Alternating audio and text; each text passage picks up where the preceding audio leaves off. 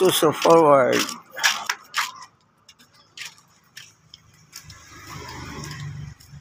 Putol ang muli.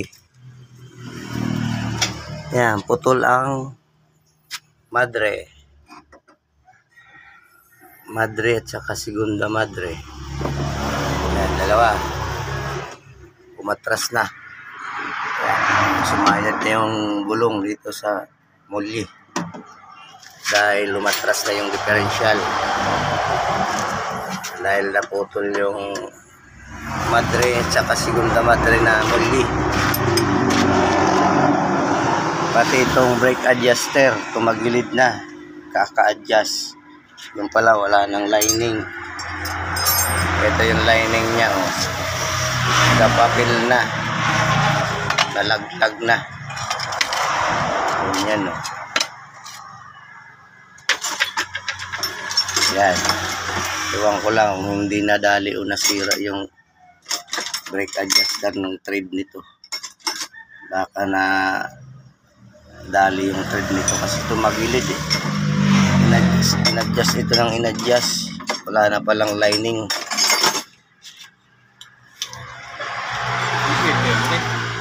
Bibiyahin nito ang kukulamber. Bibiyahin ng kukulamber ito.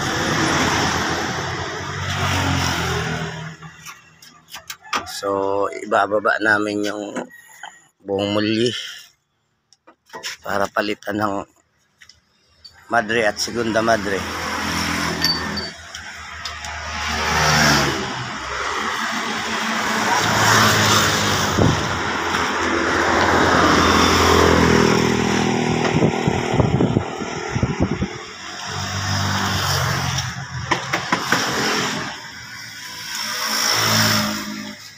Buuhon mo lang pa din na tapaludo. Ayang tatlo na yan para masikip kasi sa gabal yan at maalis yung mudguard niya para buwilo tayo paggawa.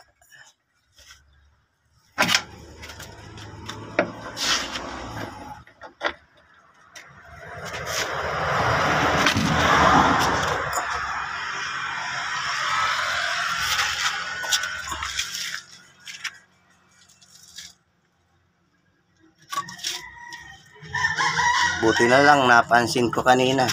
Dahil ang reklamo nito kanina ay brake. Sticking brake. Buti na lang pumunta ako sa ilalim. Yan ang bumugad sa akin. Napansin ko. Putol na pala yung muli. Lumatras na yung differential. So, hindi na pwede biyahe ito. Mabigat ang pangarga nito, kukulamber.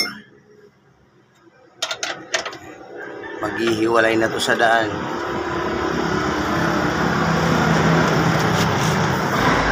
Ano, matigas pa rin?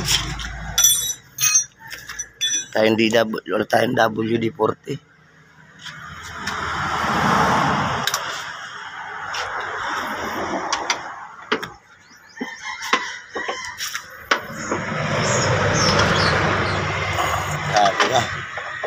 Panay takbo lang nito, walang check up yung mga preno.